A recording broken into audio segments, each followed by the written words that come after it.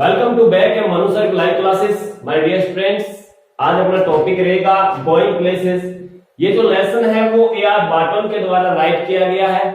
देखिए going places होता क्या है। गोइंग प्लेसेस का अर्थ होता है सपनों की उड़ान, समझ गए ना, कल्पनाओं की उड़ान। जैसे ये जो पॉइंट है वो एक टीन एज में लगता है। सबसे पहले अपने कैरेक्टर की बात करेंगे कि इसके अंदर एक सोफी नाम की एक लड़की है जिसकी अवस्था टीन एज की है और लगभग 14, 15, 16 साल की लड़की है जिसका शॉर्ट नेम सोफ है।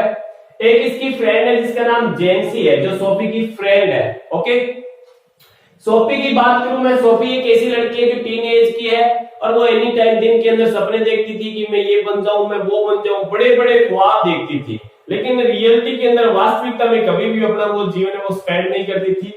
लेकिन इसकी जो फ्रेंड है वो इसको इस प्रकार के सपने देखने से मना करती थी, बोलती थी कि तुम कभी ऐसे सपने मत देखा करो क्योंकि हमारी इतनी हैसियत, इतनी औकात नहीं है और ये रियलिटी लाइफ के ऊपर ज्यादा डिपेंडेंट रहती थी।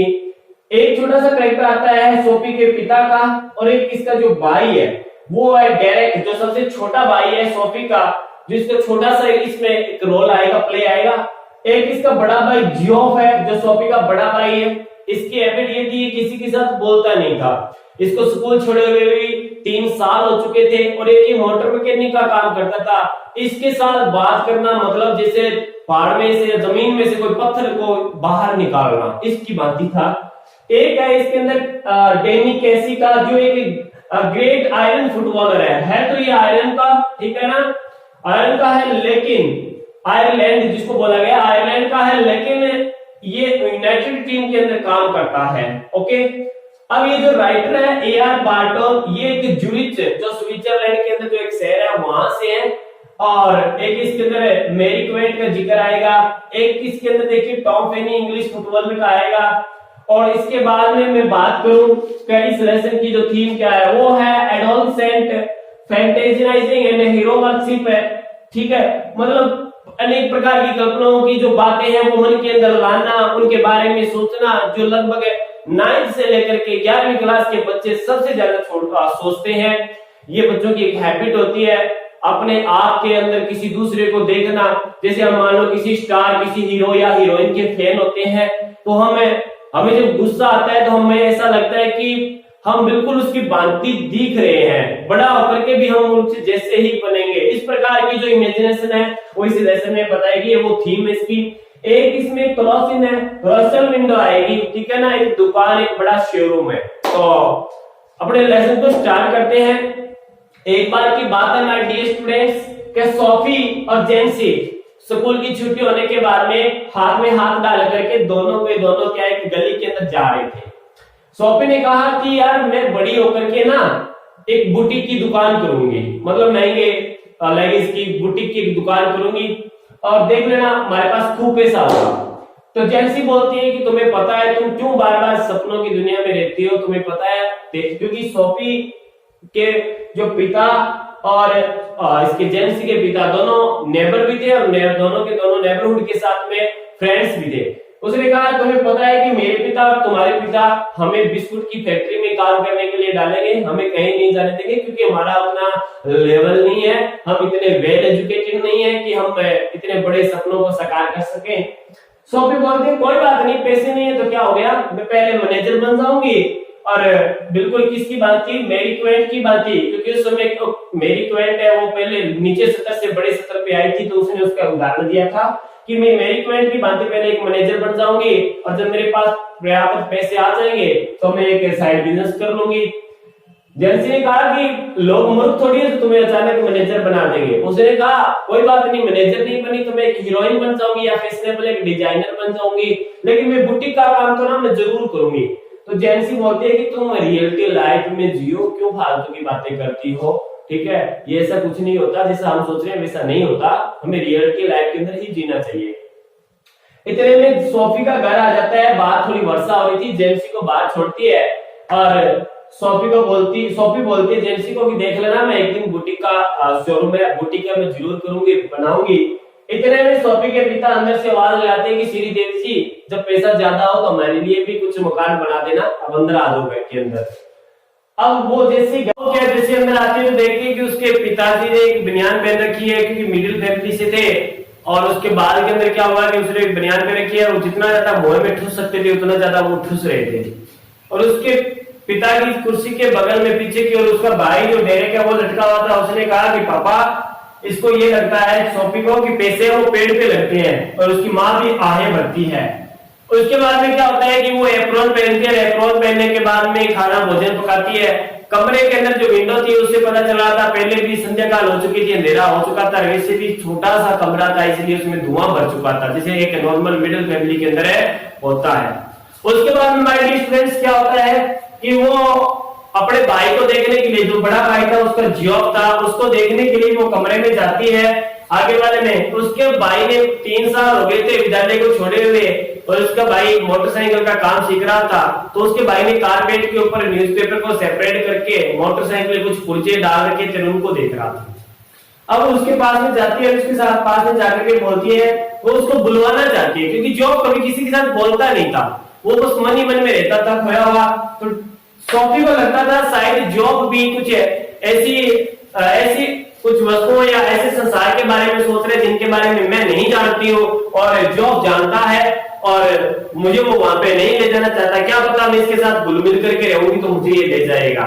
इसीलिए सोफी बोलती है जॉब को कि जॉब तुम्हें पता है मैं कल ना डेनी केजी से मिली थी। जॉब के ऊपर मुहर करते कि क्या डेनी केजी से मिले थे, कहां पर और क्यों कैसे, मुझे नहीं लगता तुम डेनी केजी से मिली थी। तो सोफी कहती है कि नहीं मैं डेनी केजी से मिली थी, वास्तव में उसकी आईज है वो ब्राउन कलर की आईज है, घुंघराले बाल है, पिंक कलर का तो उसका चेहरा है, लेकिन वो टीवी में जितना दिखता है ना उतना लंबा है नहीं, थोड़ा सा ठिकना है, वो गट्टू सा है, लेकिन फिर भी है बहुत ज्यादा हैंडसम। वो बोलते हैं नहीं ये नहीं हो सकता तुम झूठ बोल रही हो। अब वो जो सोफी बोलती है कि नहीं मैं ऑटोग्राफ लेने वाली थी, उसके पास पेन नहीं था, मेरे पास भी पेन नहीं था, लेकिन अब की बार हम मिलेंगे ना तो अब देख लेना मैं उसको ऑटोग्राफ लेकर के तुम्हें दिखा दूंगी। मतलब वो बोलती है कि अब नेक्स्ट हमारी डेट है वो मुझसे मिलने के लिए आएगा। अब क्या होता है कि जो बोलते हैं क्या तुमने ये बात पापा को बताई थी, तो वो बोलती है कि नहीं मेरे पापा को तो नहीं बताई क्योंकि तुम जानते हो हर रहस्य में बात है वो मैं सबसे पहले तुझे बताती हूँ। इतनी बात बोल करके वो मन ही मन में भी सोचने लगती है, क्योंकि वो ये सोच रही थी कि मैं क्या पता इसको अपनी ओर एक्साइट कर लूं भाई को, तो उसका भाई उसको बाहर है घुमाने के लिए ले जाए, वो बाइक पे बैठी हो और पीछे से उसका तो येलो कलर का दुपट्टा लहरा रहा हो, लोग उसके स्वागतम कर रहे हो, इस प्रकार की वो इमेजिन करती है माय डियर स्टूडेंट्स। अब इतने में क्या होता है कि जॉब है उसके पिता को बताता है कि पापा क्या आपको पता है कल ये जो सोफी है वो डेनी केजी से मिलकर के आई थी। उसके पिता टीवी देख रहे थे, उसके पिता ने कहा क्या, ऊपर से लेकर के नीचे तक देखते हैं सॉफ्ट की, और फिर बोलते क्या इसमें क्या है, मैं भी किसी समय टॉम फ्रेनी से मिला था जो एक इंग्लैंड का फुटबॉलर था उसके पिता के समय। तो ये बात जॉब ने कहा कि हाँ पिताजी उसके बारे में तो आपने हमें उस कभी बताया था बहुत पहले, बिल्कुल मिले थे।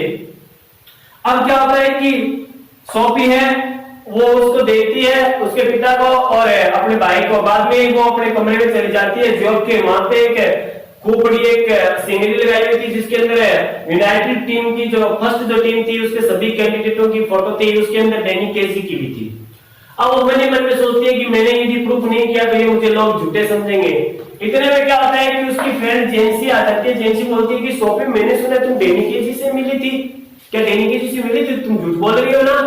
तो वो सब बोलते हैं झूठ नहीं बोल रही, मैं डेनी केसी से मिली थी। फिर जेंसी को बोलती है सौफ की मैं झूठ नहीं बोल रही हूँ, मैं सच में मिली थी। फिर सौफ वापिस बोलती है कि तुम्हें कैसे पता चला। उसने कहा कि तुम्हारे भाई ने मेरे भाई को बताया था, मेरे भाई ने मुझे बता दिया। अब सौफ को थोड़ी टेंशन होती है। सौफ बोलती है कि ये एक ऐसी लड़की है कि इसको पता चल गया तो मतलब सभी को पता चल जाएगा, ये बक बक करने वाली लड़की है, इसके पेट में कुछ भी नहीं खटाता है। लेकिन वो एक बात से खुश थी कि शायद मेरे भाई ने इसको ये नहीं बताया उसके भाई को कि मेरी और डेनी केसी की नेक्स्ट डे डेट है, ठीक है। अब क्या होता है कि दूसरे दिन की बात है कि सौफ उसके परिवार वाले, सौफ के जो फैन थे किसके, डेनी केसी के, वो फुटबॉल के मैच देखने के लिए जाते हैं।